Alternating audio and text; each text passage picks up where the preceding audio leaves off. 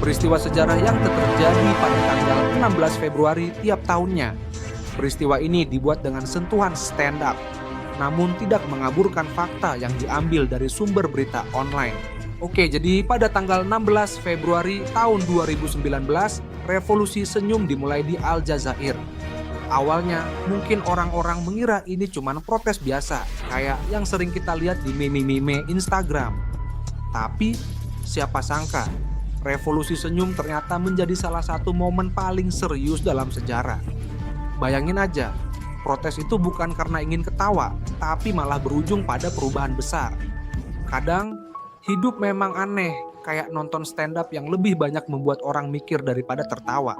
Lompat ke tahun 2005, Protokol Kyoto akhirnya mulai berlaku setelah diratifikasi oleh Rusia. Protokol ini seperti perjanjian yang ngajak negara-negara untuk menjaga bumi tetap adem. Tapi gimana ya, kalau negara-negara besar lebih sibuk ngomongin ekonomi daripada cuaca. Begitu Rusia bergabung, kita semua sempat bertanya-tanya, ini serius atau cuma acara arisan antar negara? Ternyata mereka pada akhirnya sepakat, walau mungkin masih mikir, nanti juga hujan. Nah, kalau kita ngomongin kebijakan yang lebih terstruktur, di 2001 Gorontalo resmi jadi provinsi ke-32 di Indonesia. Ini kayak tiba-tiba ada teman yang nggak disangka jadi pemain utama dalam acara TV. Kayak, nggak tahu deh, tiba-tiba kita punya provinsi baru aja. Bayangkan kalau di acara game show mereka bilang, "Selamat Gorontalo, kamu dapat hadiah provinsi baru." Di 2001 juga, kalau di dunia lainnya terjadi hal yang lebih menegangkan. Pemberontak Kurdi menduduki kedutaan Turki di Eropa. Kayaknya mereka cuma mikir, oke, kita lagi butuh sedikit perhatian ya. Sementara itu di Uzbekistan, bom meledak dan tembakan terdengar di kantor pusat pemerintah. Di sini orang mungkin lebih mikir, aduh, kayaknya acara politiknya lagi dapet rating tinggi nih. Nah, balik ke tahun 91 saat Enrique Bermudez, pemimpin gerilyawan Kontras di Nicaragua, dibunuh. Mungkin ini yang orang bilang ending plot twist yang nggak disangka-sangka. Kalau saja dia ikut kursus menghindari drama politik, mungkin cerita hidupnya bisa berakhir dengan cara yang berbeda. Tapi ya inilah hidup, nggak selalu bisa diprediksi. Tapi nggak semua yang buruk. Di tahun 95, Hizbullah didirikan di tengah perang saudara Lebanon. Waktu itu mungkin mereka berpikir, lagian perang saudara ini udah lama banget, gimana kalau kita bikin organisasi aja, biar lebih terstruktur. Kalau di dunia komedi, ini kayak orang yang mulai buat show sendiri, cuman bedanya nggak ada yang tertawa, malah jadi serius banget. Tahun 83, kebakaran semak Rabu-Abu di Victoria dan Australia Selatan membakar 71 jiwa. Ini baru deh, kebakaran terbesar di Australia. Kalau kamu pikir kebakaran itu cuma kejadian kecil kayak ketika kamu lupa matiin lilin, nah ini kebakarannya besar banget. Bisa-bisa kita cuma bisa bilang nggak nyangka dari api lilin ke kebakaran segede ini. Di tahun 78, terobosan baru terjadi di dunia komputer. Sistem papan buletin komputer pertama, CBBS, ditemukan di Chicago. Ini kayak orang yang tiba-tiba bisa ngechat dengan teman-temannya tanpa harus ketemu langsung. Bayangin aja, mereka pasti mikir, kita bikin apa ya yang penting nggak perlu ketemu langsung, tapi bisa ngobrol. Itulah revolusi pertama dari dunia maya. Padahal, zaman itu nggak ada yang mikir bakal jadi sosial media. Di tahun 68, sistem panggilan darurat 1911 pertama kali digunakan di Haleville, Alabama. Pasti ada yang mikir, jadi kalau telepon 1911 bisa pesan pizza atau enggak? Ternyata ini beneran untuk keadaan darurat. Jadi jangan coba-coba telepon 1911 cuma buat tanya, lagi apa ya? Lompat ke tahun 62. Banjir besar menghancurkan wilayah pesisir Jerman Barat, menewaskan 315 orang dan merusak rumah sekitar 60.000 orang. Kalau banjir kayak gini mah, semua orang pasti cuma bisa ngomong, ini kayak udah takdir ya, kita nggak bisa ngelawan alam. Tapi siapa sangka bencana alam juga bisa bikin orang berpikir ulang tentang bagaimana menjaga lingkungan. Sementara itu di tahun 59, Fidel Castro menjadi Perdana Menteri Kuba setelah Fulgencio Batista jatuh.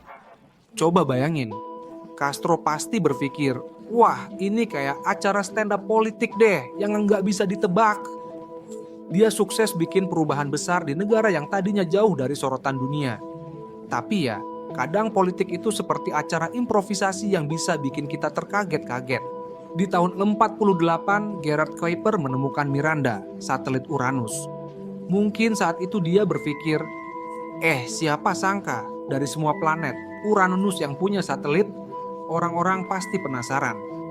Ini satelit yang kayak gimana ya? Apakah ini hadiah ulang tahun dari Uranus? Ternyata ini adalah penemuan penting yang melengkapi pengetahuan kita tentang luar angkasa. Di masa Perang Dunia Kedua pada tahun 40, insiden Altmark terjadi, di mana pelaut-pelaut Inggris membebaskan 299 tawanan dari kapal tanker Jerman Altmark. Kalau kamu nonton ini di film, pasti kira itu adegan action paling keren, tapi realitanya lebih mirip komedi karena yang diselamatkan bukan superhero, tapi justru orang-orang bangsa terjebak di kapal. 1948, penemuan Miranda, satelit unik Uranus. Setelah perang dan pertempuran brutal, kita sekarang terbang ke angkasa luar. Kali ini kita bakal ngomongin tentang penemuan Miranda, salah satu bulan paling unik yang mengelilingi planet Uranus. Namanya keren, tapi ini bukan telenovela. Bentuknya aneh, kayak dunia yang udah pernah dihancurkan terus direkatin lagi asal-asalan. Dan yang nemuin seorang astronom bernama Gerard Kuiper. Siap buat perjalanan luar angkasa? Gas! Siapa Gerard Kuiper? Kok namanya kayak merek kopi? Gerard Kuiper adalah astronom kelahiran Belanda yang kemudian jadi warga negara Amerika Serikat. Lahir tahun 1905 di Belanda. Suka banget ngamatin bintang sejak kecil. Jadi salah satu astronom paling berpengaruh di abad 20. Dia ini bapak tata surya modern. Nemu banyak hal penting tentang planet dan bulan. Bahkan ada sabuk asteroid yang dikasih nama Kuiper Belt gara-gara teorinya. Dan salah satu penemuan paling keren, Miranda, satelit Uranus. Miranda, bulan yang bentuknya tuh kayak hancur, terus ditempelin lagi. Tanggal 19 Februari 1948, Gerard Kuiper lagi ngamatin Uranus pakai teleskop. Dan tiba-tiba, ini apaan? Kok ada benda kecil di dekat Uranus? Ternyata itu bulan yang belum pernah ditemukan sebelumnya. Dikasih nama Miranda, diambil dari karakter di drama Shakespeare. Tapi yang bikin Miranda beda dari bulan lain, bentuknya kacau banget. Ada tebing setinggi 20 km. Permukaannya kayak patchwork, campur aduk dan gak beraturan. Ada daerah yang kayak lebih muda, ada yang lebih tua. Jadi kayak bulan yang udah dihancurin berkali-kali terus ditempelin lagi asal-asalan. Teori kegilaan. Kenapa Miranda bisa bentuknya kayak gitu? Para ilmuwan punya beberapa teori kenapa Miranda bentuknya nggak karuan. Teori, tabukan dan rekonstruksi. Miranda dulu hancur kena asteroid terus gravitasi, Uranus nyatuin lagi bagian-bagiannya secara asal-asalan. Teori es cair dan vulkanisme. Miranda pernah ngalamin aktivitas geologis yang ekstrem, kayak letusan es dan gempa luar angkasa. Teori tersedot gravitasi. Gaya tarik Uranus bikin permukaan Miranda berubah-ubah terus sepanjang waktu. Wahana Voyager 2. Akhirnya, bisa lihat Miranda lebih dekat. Penemuan Miranda awalnya cuma dari teleskop. Tapi tahun 1986, wahana Voyager 2 akhirnya bisa terbang dekat Uranus dan ngirim foto detail Miranda ke bumi. Para ilmuwan kaget. Miranda ternyata lebih aneh dari yang mereka kira. Bentuknya nggak ada yang simetris, kayak dunia Frankenstein di luar angkasa. Dan sejak itu, Miranda jadi salah satu bulan paling unik di tata surya. Kesimpulan, Miranda, bulan paling aneh di tata surya. Miranda ditemukan oleh Gerard Kuiper di 1948. Bentuknya kayak bulan yang dihancurkan terus ditempelin lagi asal-asalan. Sampai sekarang, ilmuwan masih belum mengerti persis kenapa bentuknya bisa sekacau itu. Tapi satu hal pasti, Miranda adalah salah satu dunia paling unik di tata surya. Siap buat lanjut ke sejarah berikutnya? Bersambung 1959, Fidel Castro, pemimpin baru, Kuba. Setelah menjelajahi luar angkasa, kita balik lagi ke bumi dan langsung masuk ke drama politik Amerika Latin. Kali ini kita bakal ngomongin Fidel Castro, sosok revolusioner Kuba yang akhirnya jadi Perdana Menteri. Kuba awalnya dikuasai oleh Fulgencio Batista, seorang diktator yang disokong Amerika Serikat. Tahun 1959, Batista kabur dan Castro masuk ke ibu kota Havana. Bulan Februari, Castro akhirnya diangkat sebagai Perdana Menteri. Kuba, gimana ceritanya bisa sampai kayak gini? Ayo kita bedah. Fulgencio Batista, sang diktator yang terlalu lama berkuasa. Sebelum ada Castro, Kuba dikuasai sama Fulgencio Batista. Awalnya dia naik ke kekuasaan tahun 1933 lewat kudeta. Tahun 1940 dia jadi presiden lewat pemilu. Setelah masa jabatan habis, dia balik lagi di 1957 lewat kudeta lagi. Singkatnya, Batista ini bolak-balik naik ke puncak kekuasaan dengan cara yang enggak selalu demokratis. Tapi rezim Batista makin lama makin korup. Kuba jadi tempat judi dan mafia berkembang, rakyat makin miskin, sementara elit makin kaya. Siapa yang berani protes, langsung ditangkap. Di tengah situasi ini, Castro mulai muncul sebagai pemimpin perlawanan. Fidel Castro, dari pengacara, jadi pemimpin revolusi. Fidel Castro ini awalnya pengacara, tapi dia nggak tahan sama Batista. Tahun 1953, dia dan temannya termasuk saudaranya Raul Castro coba menggulingkan Batista. Gagal total. Castro dipenjara selama 2 tahun. Setelah bebas, dia nggak menyerah.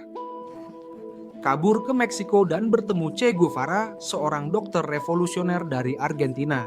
Bersama-sama mereka membentuk pasukan gerilya dan kembali ke Kuba tahun 1956. Mulai perang gerilya dari pegunungan Sierra Maestra, dan akhirnya di awal tahun 1959, Batista kalah dan kabur ke Republik Dominika. Castro naik ke puncak kekuasaan. Setelah Batista kabur, Castro dan pasukan gerilyanya masuk ke Havana dengan kemenangan.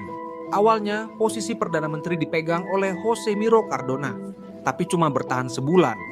Lalu digantikan oleh Fidel Castro pada 16 Februari 1959. Sejak saat itu, Kuba berubah total. Castro mulai reformasi besar-besaran, termasuk mendistribusikan tanah dan menasionalisasi perusahaan-perusahaan asing. Amerika Serikat nggak suka ini, dan hubungan antara Kuba dan Anbalain US mulai memburuk. Tahun 1961, Kuba resmi jadi negara komunis yang didukung Uni Soviet. Efek jangka panjang, Castro jadi ikon revolusi. Castro berkuasa selama hampir 50 tahun. Dari 1959 sampai 2008. Dikenal sebagai pemimpin anti-imperialisme dan sering berkonflik dengan Amerika Serikat. Hidup lebih lama dari banyak pemimpin dunia, bahkan Presiden Sayes yang menjabat saat itu, Dwight Eisenhower. Apakah semua orang suka Castro? Tentu aja enggak. Banyak yang melihatnya sebagai penyelamat Kuba dari imperialisme. Tapi ada juga yang menganggap dia diktator baru yang membatasi kebebasan rakyatnya. Kesimpulan, awal dari perubahan besar di Kuba. Tahun 1959, Fidel Castro jadi Perdana Menteri Kuba.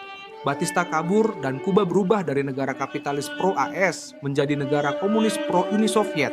Ini jadi awal ketegangan besar antara Kuba dan Amerika Serikat, termasuk krisis rudal Kuba di 1962.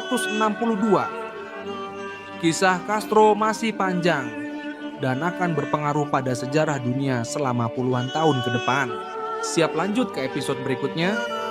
Bersambung 1960, USS Triton dan misi keliling dunia di bawah laut.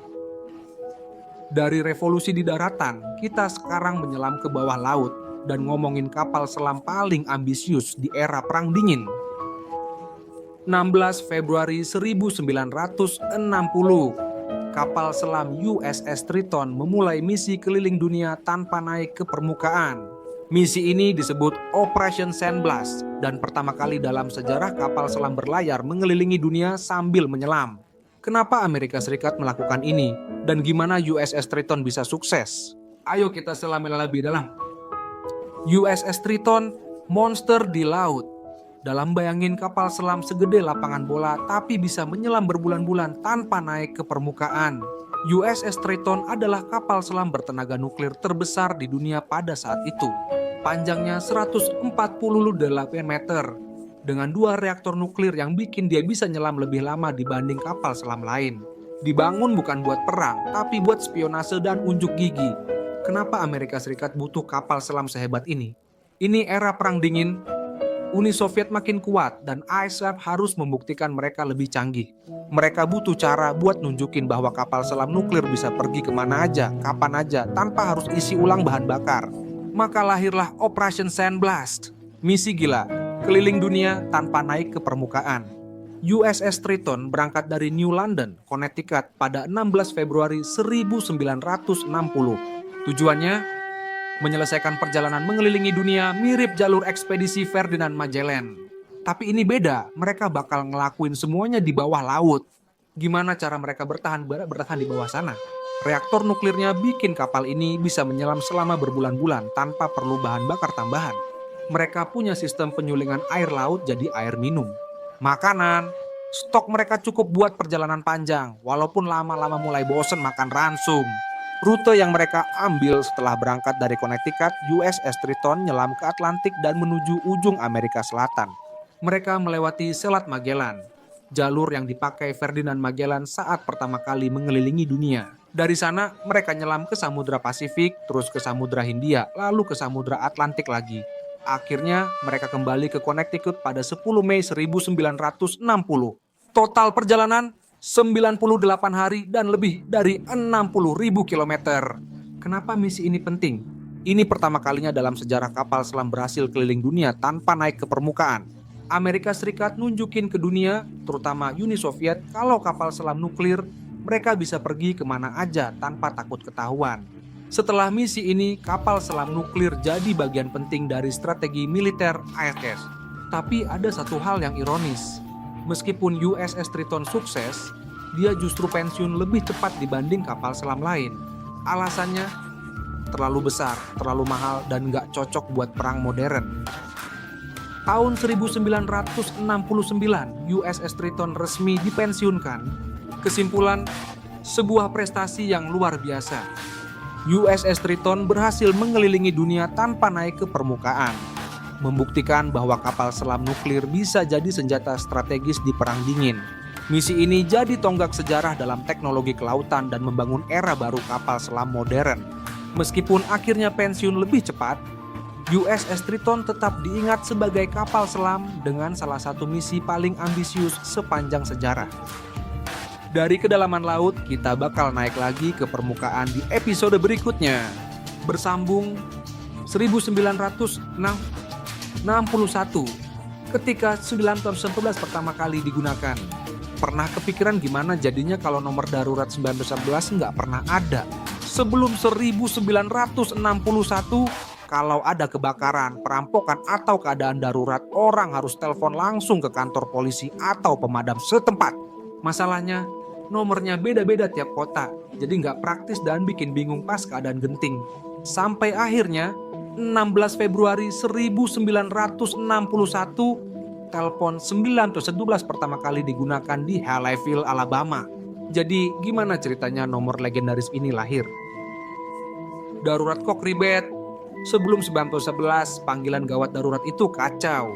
Bayangin lo lagi di tengah kebakaran dan harus cari nomor telepon pemadam yang bener dulu. Tiap kota punya nomor layanan darurat sendiri, nggak ada yang seragam. Orang-orang sering bingung harus nelepon kemana, apalagi kalau lagi panik. Kadang saking paniknya malah nelepon toko kelontong sebelah kantor polisi.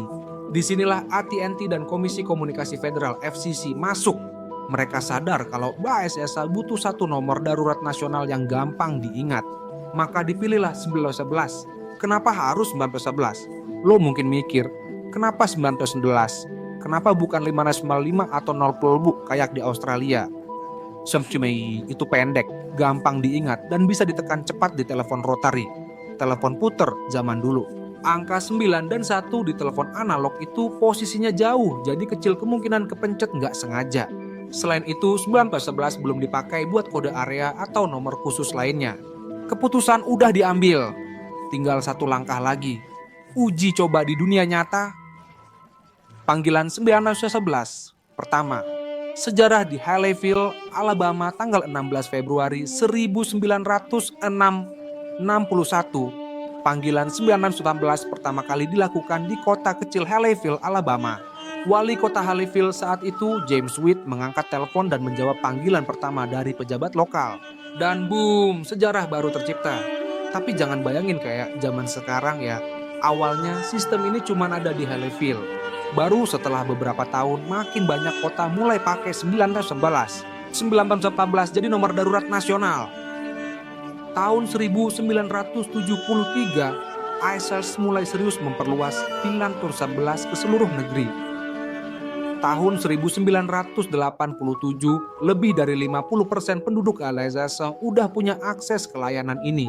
Sekarang, hampir seluruh Amerika Serikat dan beberapa negara lain pakai 911.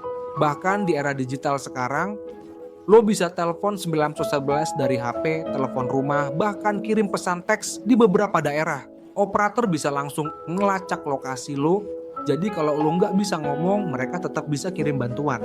Dampak besar 911 untuk dunia sistem 911 jadi standar buat banyak negara lain. Indonesia misalnya, punya layanan darurat 112 yang mirip dengan 911. Berkat 911, jutaan nyawa udah terselamatkan karena bantuan datang lebih cepat. Tapi tentu aja ada tantangan baru di era modern.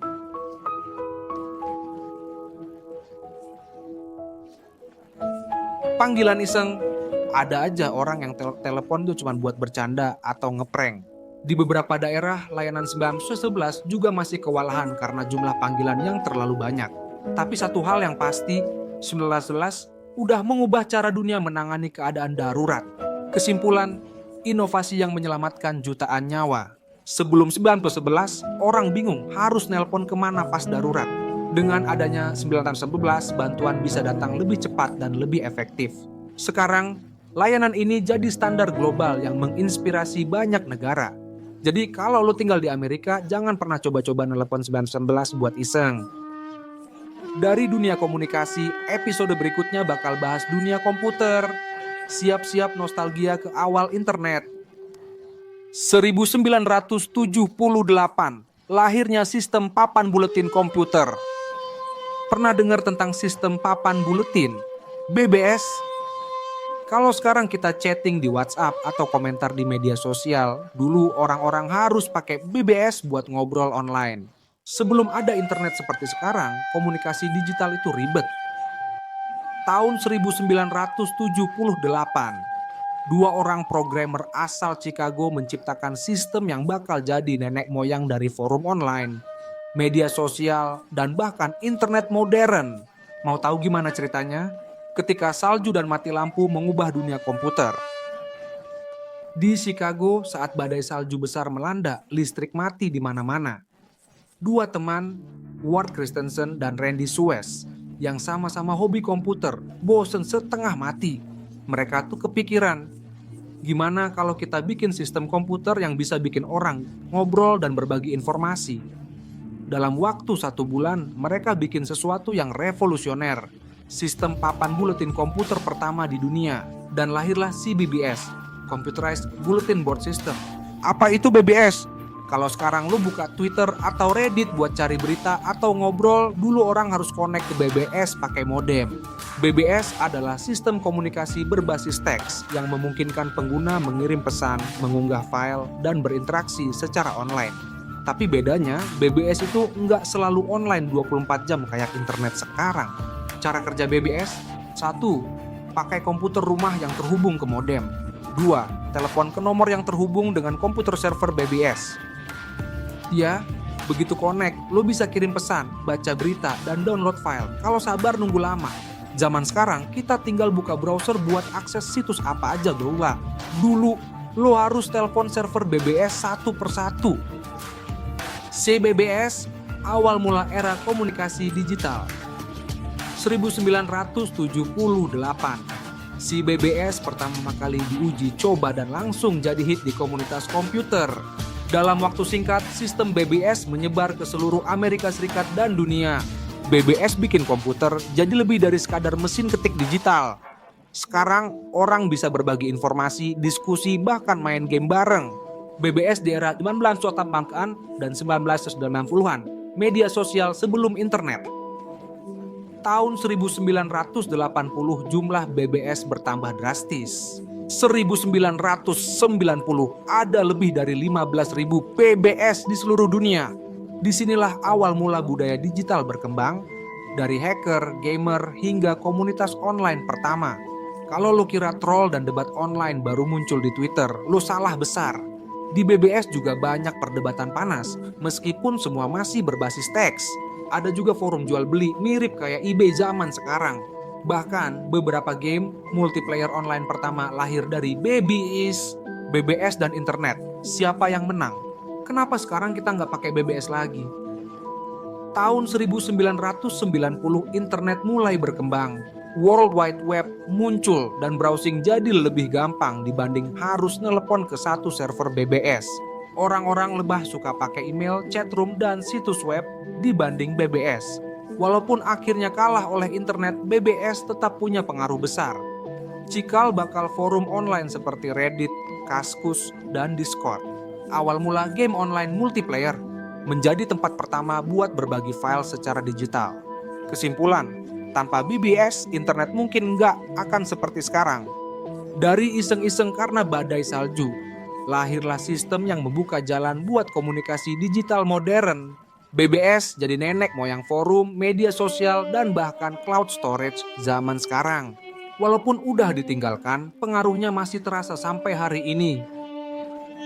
Kalau lo suka nostalgia dunia digital, episode berikutnya bakal bahas salah satu bencana alam terbesar dalam sejarah Australia. 1908, Hulu 3, kebakaran. Semak Rabu-Abu di Australia.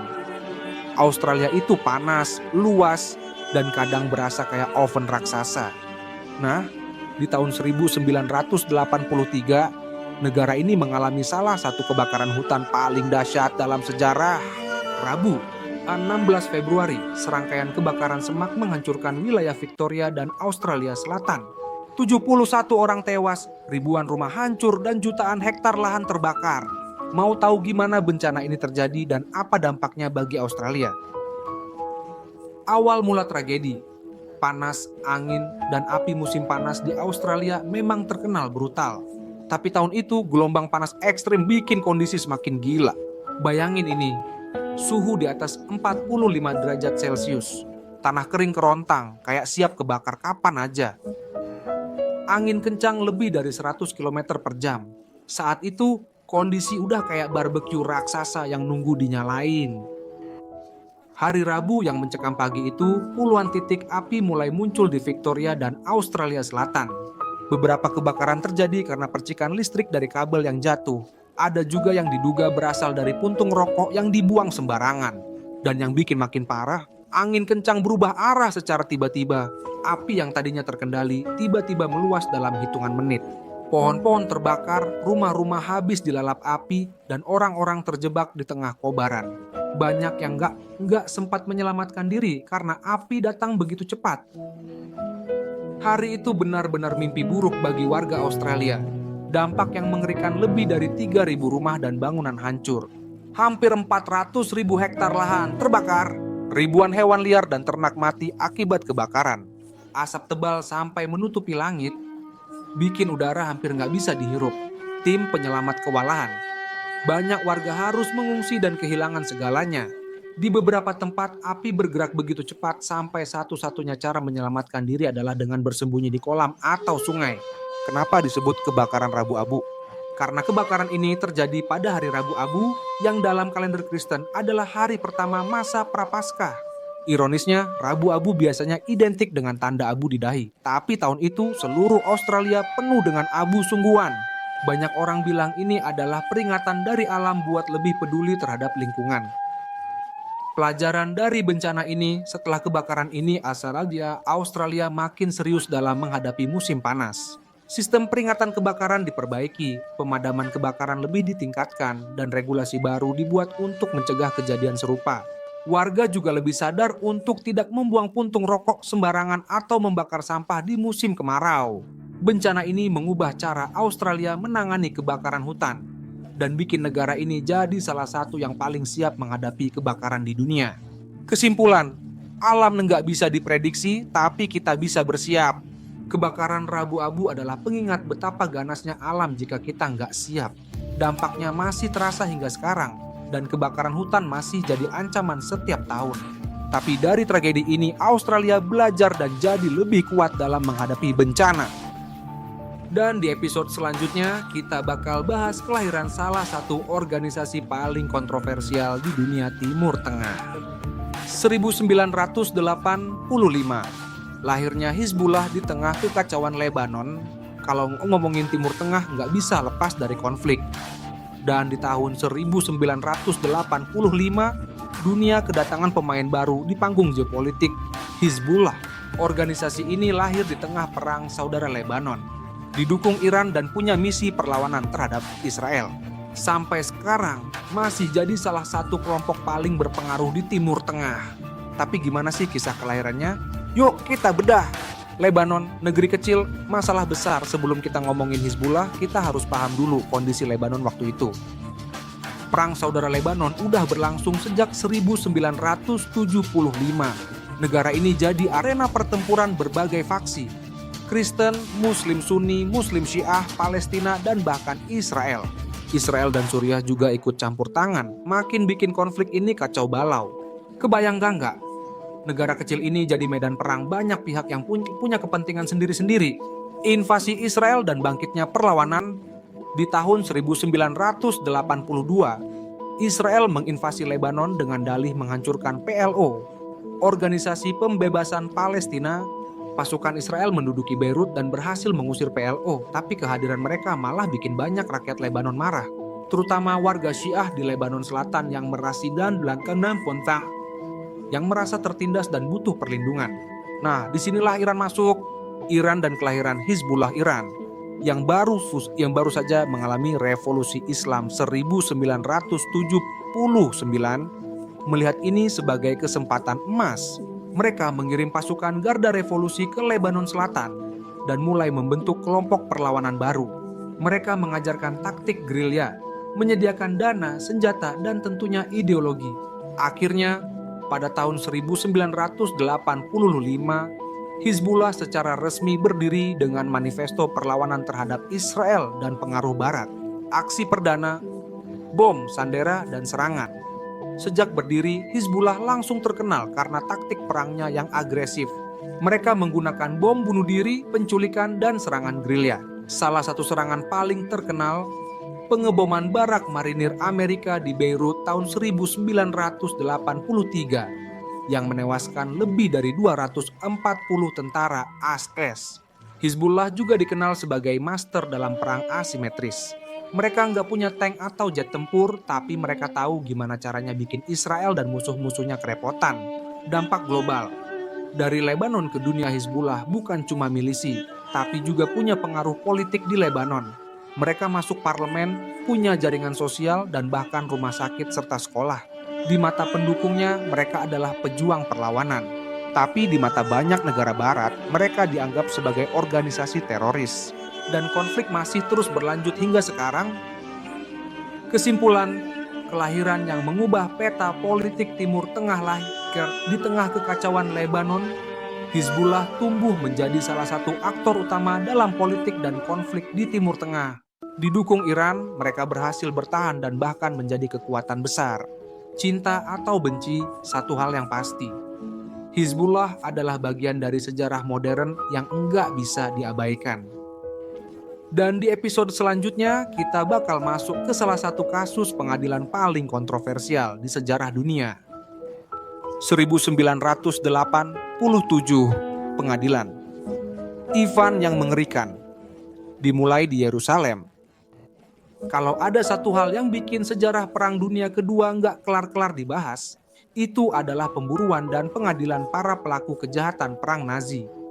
Dan di tahun 1987, salah satu persidangan paling kontroversial dimulai di Yerusalem. Kasus John Demjanjuk alias Ivan yang mengerikan. Siapa John Demjanjuk? John Demjanjuk adalah imigran Ukraina yang pindah ke Amerika Serikat setelah Perang Dunia Kedua. Dia hidup damai sebagai mekanik di Ohio, Dallas. Tapi pada tahun 1975, namanya tiba-tiba muncul dalam daftar tersangka pelaku Holocaust. dituduh sebagai penjaga di kamp pemusnahan Treblinka. Demjanjuk disebut-sebut sebagai Ivan yang mengerikan, seorang penjaga yang kejam dan terkenal karena metode penyiksaannya yang brutal. Dari Ohio ke Israel, proses ekstradisi yang panjang. Di akhir tahun 1970, investigasi mulai menyoroti Demjanjuk. Tahun 1986, Amerika Serikat mencabut kewarganegaraannya dan mengekstradisinya ke Israel. Tahun 1987, pengadilan resminya dimulai di Yerusalem. Kasus ini langsung menyedot perhatian dunia. Tuduhan, Ivan yang mengerikan dari Treblinka jaksa menuduh Demjanjuk sebagai Ivan yang mengerikan, penjaga Nazi yang bertugas mengoperasikan kamar gas di Treblinka. Bukti utamanya adalah kartu identitas Nazi dengan foto dan namanya. Beberapa penyintas Holocaust mengidentifikasi wajahnya sebagai penjaga sadis yang menyiksa dan membunuh ribuan orang. Tapi masalahnya adalah bukti ini nggak sekuat kelihatannya. Pembelaan salah tangkap. Pengacara Demjanjuk bersikeras bahwa kliennya bukan Ivan yang mengerikan. Mereka mengklaim kartu identitas Nazi itu palsu. Mereka juga menunjukkan bahwa ada lebih dari satu Ivan di kamp-kamp Nazi. Dan disinilah kasus ini jadi makin rumit. Vonis dan hukuman mati tahun 1988. Pengadilan Israel menjatuhkan hukuman mati kepada Demjanjuk. Dia menjadi orang pertama yang dihukum mati di Israel setelah Adolf Eichmann. Dunia menyaksikan bagaimana keadilan ditegakkan. Atau apakah ini justru kesalahan besar? Plot twist, bukti baru muncul. Tahun 1991, dokumen Soviet yang baru ditemukan menunjukkan bahwa Ivan yang mengerikan kemungkinan besar adalah orang lain bernama Ivan Marchenko. Tahun 1993, Mahkamah Agung Israel membatalkan hukuman mati Demjanjuk karena keraguan yang masuk akal. Dia akhirnya dibebaskan dan kembali ke Amerika Serikat. Tapi kisah ini belum selesai. Kasus kedua, dituduh lagi di Jerman tahun 2009. Jerman kembali mengadili Demjanjuk. Kali ini atas perannya sebagai penjaga di kamp Sobibor. Dia akhirnya divonis 5 tahun penjara. Namun karena usianya yang sudah tua dan kesehatannya yang memburuk, dia tidak sempat menjalani hukuman. John Demjanjuk meninggal pada tahun 2012, masih dalam status banding atas vonisnya. Kesimpulan, keadilan atau kesalahan. Kasus Demjanjuk adalah salah satu contoh paling rumit dalam sejarah hukum kejahatan perang. Apakah dia benar-benar bersalah atau hanya korban identitas yang keliru? Yang jelas, kasus ini menunjukkan betapa sulitnya menegakkan keadilan puluhan tahun setelah kejahatan terjadi. Di episode selanjutnya, kita bakal masuk ke gejolak politik di Nicaragua dan pembunuhan misterius seorang pemimpin gerilya. 1991, pembunuhan pemimpin gerilyawan Kontras di Nicaragua. Kalau ada satu hal yang bikin Amerika Latin selalu panas, itu adalah perang gerilya yang gak kelar-kelar. Salah satu tokoh yang paling terkenal di era Perang Dingin adalah Enrique Bermudez, pemimpin Kontras di Nicaragua. Dan di tahun 1991, dia ditemukan tewas ditembak di sebuah tempat parkir di Managua. Pembunuhan yang penuh misteri ini masih jadi bahan teori konspirasi sampai hari ini. Siapa Enrique Bermudez? Mantan perwira militer Nicaragua yang menentang pemerintahan sosialis Sandinista, menjadi pemimpin gerilyawan Kontras yang didukung Amerika Serikat. Selama lebih dari 1 dekade, dia bertempur melawan pemerintah Sandinista dengan taktik gerilya. Tapi di tahun 1990 Perang Dingin berakhir, Uni Soviet runtuh dan Amerika Serikat berhenti mendukung Kontras. Akibatnya, Bermudez kehilangan kekuatannya dan harus hidup dalam bayang-bayang. Latar belakang perang sipil Nicaragua tahun 1979, rezim diktator Somoza tumbang oleh revolusi Sandinista. Sandinista adalah kelompok kiri yang mendapat dukungan dari Uni Soviet dan Kuba.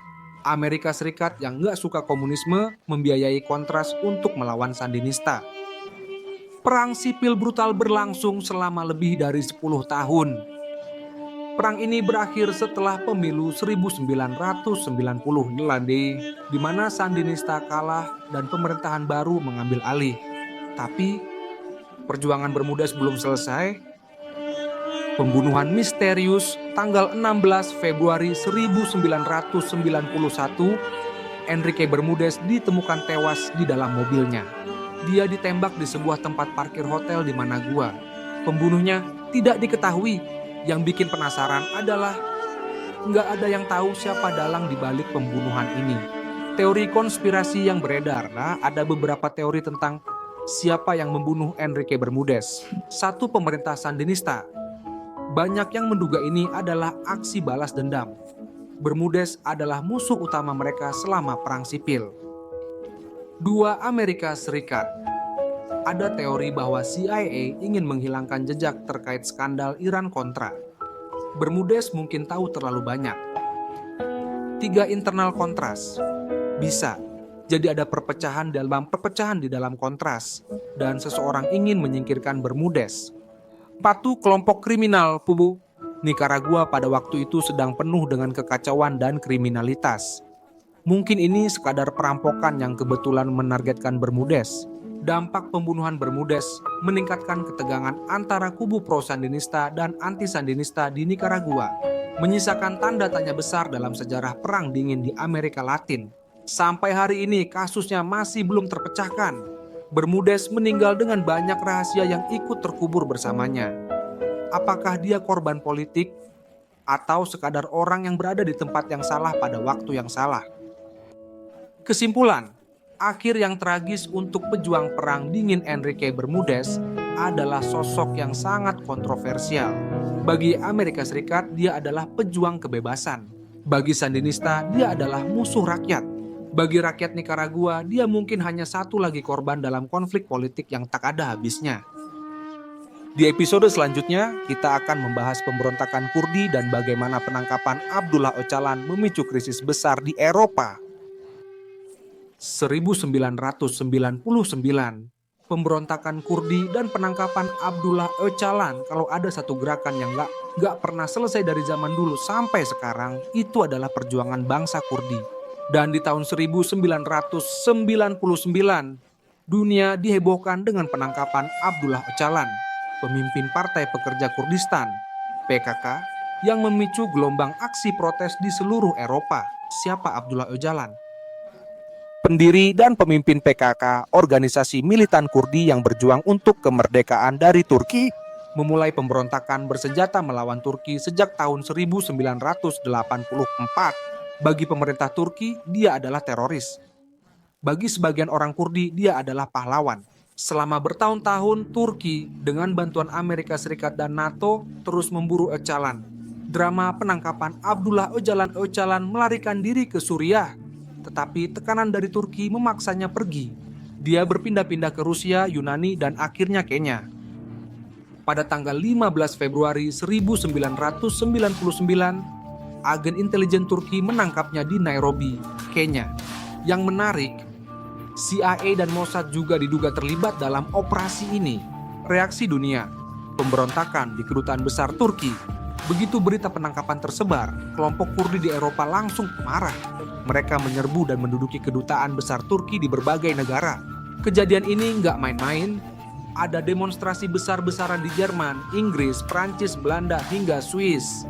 Di beberapa tempat, aksi protes berubah menjadi bentrokan dengan polisi. Turki.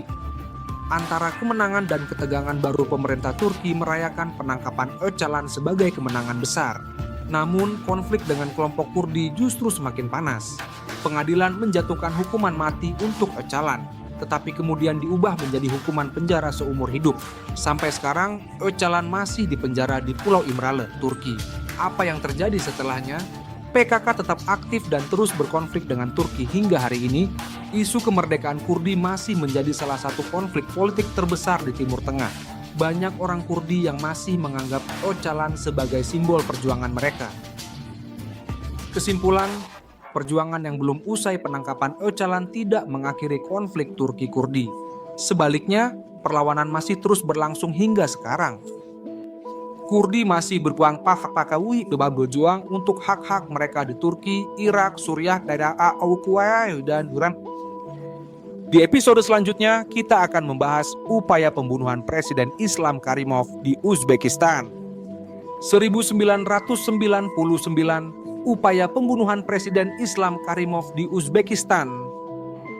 Kalau lo pikir percobaan pembunuhan presiden cuman ada di film-film thriller, lo salah besar. Di dunia nyata, ada usaha buat ngeledakin Presiden Uzbekistan, Islam Karimov. Dan ini bukan sekadar serangan biasa. Ledakan bom ini mengguncang ibu kota Tashkent dan bikin Uzbekistan geger. Siapa Islam Karimov? Presiden pertama Uzbekistan sejak merdeka dari Uni Soviet di tahun 1991. Memerintah dengan tangan besi, melarang oposisi, dan membungkam siapa saja yang menentangnya. Mengklaim dirinya sebagai pelindung stabilitas, tapi bagi banyak orang dia adalah diktator. Hari yang mencekam di Tashkent, tanggal sedikitnya 16 Februari 1999, beberapa bom meledak di berbagai titik di Tashkent. Ledakan pertama terjadi di dekat kantor pemerintah, ledakan kedua menghancurkan bagian gedung pemerintahan. Beberapa ledakan lain terjadi secara beruntun, menewaskan lebih dari 16 orang dan melukai lebih dari 100 orang. Bayangin lo lagi di jalan, tiba-tiba boom, ledakan besar bikin semua orang panik dan berlarian. Siapa dalang di balik serangan ini? Pemerintah Uzbekistan langsung menuduh kelompok Islam radikal dan lawan politik Karimov. Karimov menyalahkan Hizb ut-Tahrir, organisasi Islam yang ingin mendirikan kekhalifahan. Kelompok oposisi juga dituduh terlibat, terutama mereka yang ingin menggulingkan Karimov. Pihak lain mencurigai ini sebagai cara Karimov untuk memperketat kekuasaannya. Intinya, nggak ada yang tahu pasti siapa otak di balik serangan ini. Tapi yang jelas, dampaknya luar biasa. Dampak Uzbekistan semakin diktator. Setelah ledakan ini, Karimov semakin memperketat keamanan. Banyak aktivis dan oposisi ditangkap dengan tuduhan teroris. Hizb ut-Tahrir dan kelompok Islam lainnya dilarang keras. Dengan kata lain, serangan ini justru memperkuat posisi Karimov sebagai penguasa tunggal di Uzbekistan.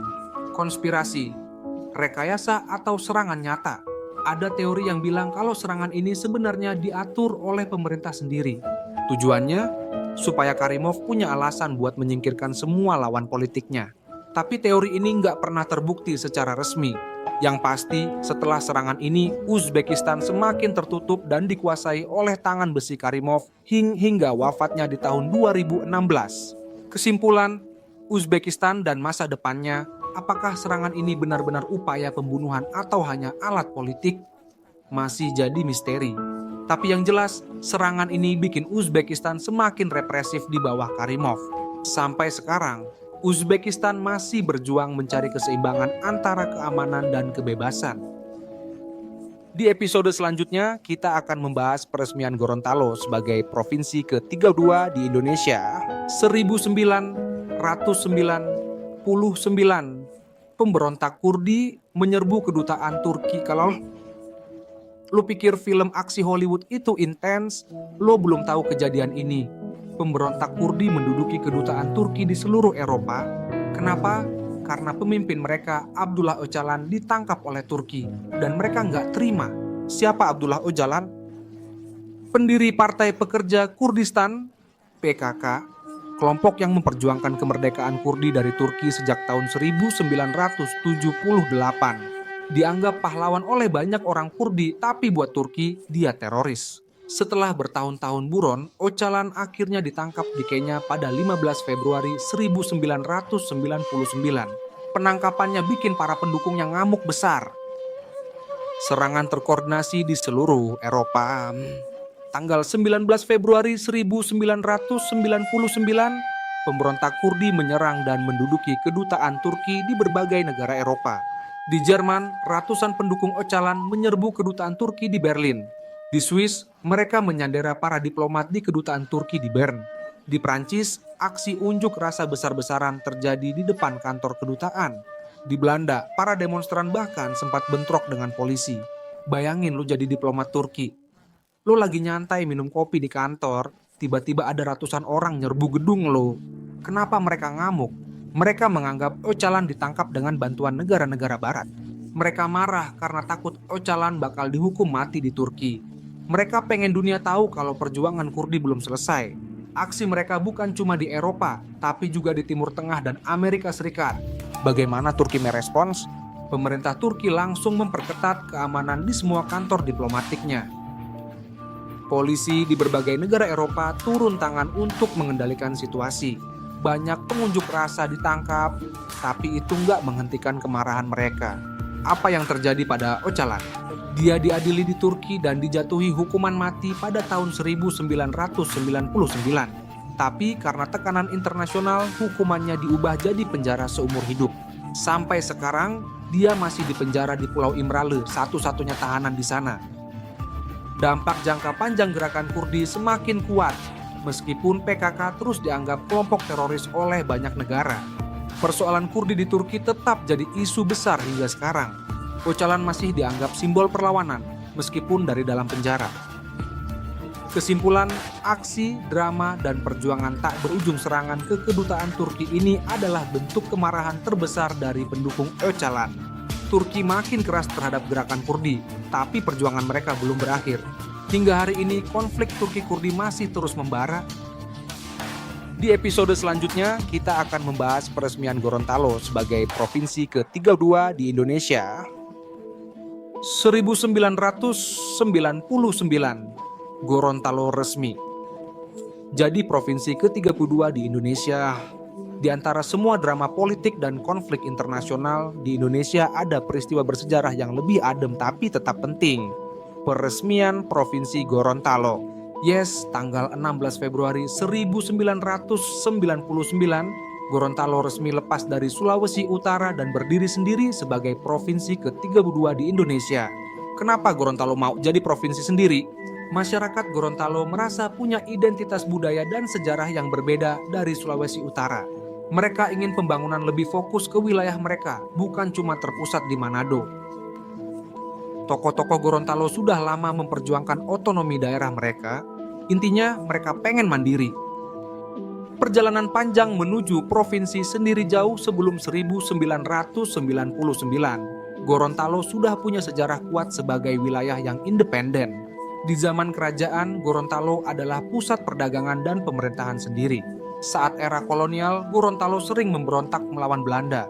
Setelah Indonesia merdeka, Gorontalo jadi bagian dari Provinsi Sulawesi lalu Sulawesi Utara. Tapi, keinginan untuk jadi provinsi sendiri nggak pernah padam. Akhirnya, Gorontalo resmi berdiri. Setelah perjuangan panjang, akhirnya pada 16 Februari 1999, Gorontalo sah jadi provinsi sendiri. Ibu kotanya tetap di kota Gorontalo. Gubernur pertama yang menjabat adalah Fadel Muhammad. Provinsi ini awalnya terdiri dari satu kota dan 2 kabupaten, tapi sekarang sudah berkembang lebih banyak. Dampak besar bagi Gorontalo setelah jadi provinsi sendiri, banyak perubahan yang terjadi. Pembangunan lebih merata, enggak lagi tergantung Manado. Perekonomian Gorontalo berkembang pesat, terutama di sektor pertanian dan perikanan. Identitas budaya Gorontalo semakin dikenal luas di Indonesia. Dulu orang cuma tahu Manado dan Bunaken. Sekarang Gorontalo juga terkenal. Keunikan Gorontalo, kalau lo belum pernah ke Gorontalo, lo harus tahu beberapa hal keren dari provinsi ini. Dijuluki Serambi Madinah karena kuatnya budaya Islam di sini. Memiliki benteng Otanaha, benteng kuno peninggalan kerajaan Gorontalo. Wisata bawah lautnya nggak kalah keren dari Bunaken. Makanannya khas banget, ada binte biluhuta, sup jagung, dan ilabulo, semacam pepes ayam dan sagu. Kalau lo suka jalan-jalan dan kulineran, Gorontalo wajib masuk bucket list. Kesimpulan, perjuangan yang berbuah manis Gorontalo akhirnya bisa berdiri sendiri sebagai provinsi setelah bertahun-tahun berjuang. Sejak jadi provinsi, pembangunan dan ekonomi di Gorontalo berkembang pesat. Identitas budaya Gorontalo semakin kuat dan dikenal luas. Bisa dibilang, peresmian Gorontalo sebagai provinsi adalah momen penting dalam sejarah Indonesia. Di episode selanjutnya kita bakal bahas Protokol Kyoto yang mulai berlaku di tahun 2005. 2005 ya, Protokol Kyoto mulai berlaku. Tahun 2005 dunia akhirnya mulai serius buat menghadapi perubahan iklim. Kenapa? Karena Protokol Kyoto resmi berlaku pada 16 Februari 2005. Ini perjanjian internasional yang mengikat negara-negara maju buat nurunin emisi gas rumah kaca. Tapi kayak biasa, kalau ngomongin perjanjian global pasti ada dramanya. Apa? Itu Protokol Kyoto dibentuk tahun 1997 di Kyoto, Jepang. Tujuan utamanya menurunkan emisi karbon dioksida dan gas rumah kaca lainnya. Negara-negara maju diwajibkan menurunkan emisi mereka dalam periode 2008 sampai 2012. Singkatnya, dunia mulai sadar. Kalau kita nggak bertindak sekarang, bumi bakal makin panas. Kenapa harus protokol Kyoto? Bumi makin panas karena efek gas rumah kaca. Es di kutub mencair, permukaan laut naik. Cuaca makin nggak jelas. Badai di mana-mana, kekeringan makin parah. Jadi protokol Kyoto adalah upaya pertama dunia buat nyelamatin diri sendiri. Dramanya dimulai. Waktu protokol Kyoto diratifikasi, banyak negara langsung mendukung. Tapi ada juga yang ngambek dan gak mau ikut. Amerika Serikat di bawah Presiden George W. Bush menolak karena katanya bikin ekonomi mereka rugi. Australia awalnya gak mau tanda tangan, tapi akhirnya ikut juga di tahun 2007. Negara berkembang seperti Cina dan India nggak diwajibkan nurunin emisi, jadi banyak yang protes. Lucu ya, mau nyelamatin bumi aja masih ribut. Hasil dari protokol Kyoto. Meskipun dramanya banyak, ada hasil nyata yang dicapai. Emisi di negara-negara Eropa berhasil diturunkan. Kesadaran global soal perubahan iklim makin meningkat. Munculnya teknologi ramah lingkungan dan energi terbarukan. Tapi ada juga kelemahannya. Beberapa negara tetap ngeyel dan gak mau patuh. Efeknya masih belum cukup buat mencegah pemanasan global. Kesepakatan ini cuma berlaku sampai 2012. Makanya, setelah Kyoto, dunia butuh perjanjian baru yang lebih kuat. Apa yang terjadi setelah Kyoto? Setelah protokol Kyoto, dunia terus bikin perjanjian baru. Kesepakatan Copenhagen tahun 2009, tapi gagal karena nggak ada aturan jelas. Perjanjian Paris tahun 2015 yang lebih kuat dan melibatkan lebih banyak negara. Sekarang, dunia masih berusaha menekan pemanasan global sebelum semuanya terlambat. Kesimpulan, Kyoto langkah pertama yang penting. Protokol Kyoto adalah perjanjian pertama yang serius soal perubahan iklim. Banyak negara patuh, tapi ada juga yang nggak mau ikut. Meskipun nggak sempurna, ini jadi awal kesadaran global buat nyelamatin bumi. Dan pertanyaannya sekarang, apakah dunia udah cukup berusaha atau kita bakal terus ribut sampai bumi beneran kepanasan? Di episode selanjutnya, kita bakal bahas revolusi senyum di Aljazair tahun 2019.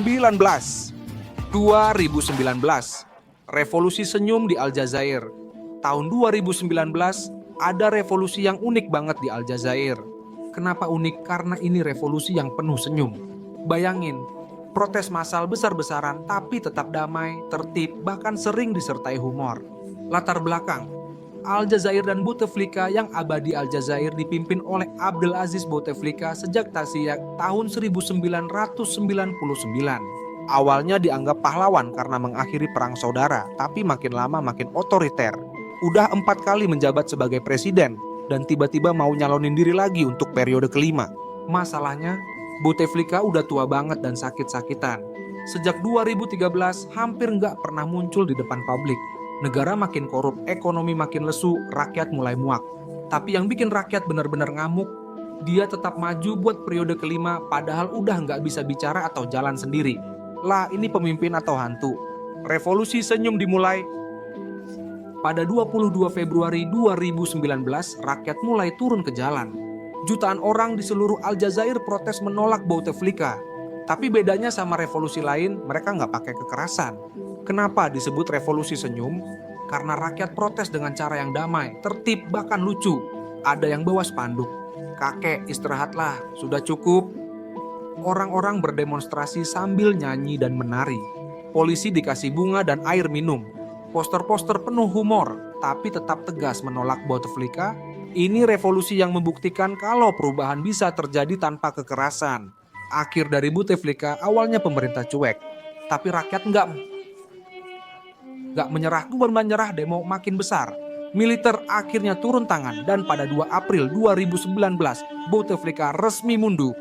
20 tahun berkuasa akhirnya tumbang juga. Tapi, apakah ini akhir dari masalah Aljazair? Tentu saja tidak. Setelah revolusi senyum, Bouteflika mundur, tapi sistemnya masih sama. Militer tetap kuat, banyak pejabat lama masih berkuasa. Rakyat tetap demo, tapi makin lama makin ditekan. Walaupun begitu, revolusi senyum jadi inspirasi bahwa perubahan bisa terjadi dengan damai. Kesimpulan, pelajaran dari revolusi senyum rakyat Aljazair membuktikan kalau protes bisa tetap damai tapi tetap kuat. Bouteflika akhirnya tumbang meskipun tantangan belum selesai. Revolusi ini jadi inspirasi banyak gerakan protes damai di dunia. Nah, kita udah jalan-jalan panjang nih dari 116 sampai 2019. Dari Kaisar Trajanus yang suka pamer kemenangan sampai rakyat Aljazair yang sukses bikin revolusi pakai senyum. Pelajaran yang bisa kita ambil, sejarah itu bukan cuma tanggal dan nama susah dieja, tapi penuh drama, komedi, dan kadang tragis kayak sinetron. Dari perang, pemberontakan, sampai penemuan ilmiah, semuanya punya pengaruh besar ke dunia sekarang. Dan yang paling penting, belajar sejarah itu bikin kita nggak gampang dibohongin. Jadi jangan bosan baca sejarah. Karena kalau kita nggak ngerti masa lalu, bisa-bisa kita nge-replay kesalahan yang sama kayak kaset rusak. Mau tahu kisah-kisah menarik lainnya? Stay tune, karena sejarah itu nggak pernah habis. Dan selalu ada cerita baru yang bisa bikin kita ngakak, terkejut, atau bilang, hah serius gitu. Sampai jumpa di cerita sejarah berikutnya.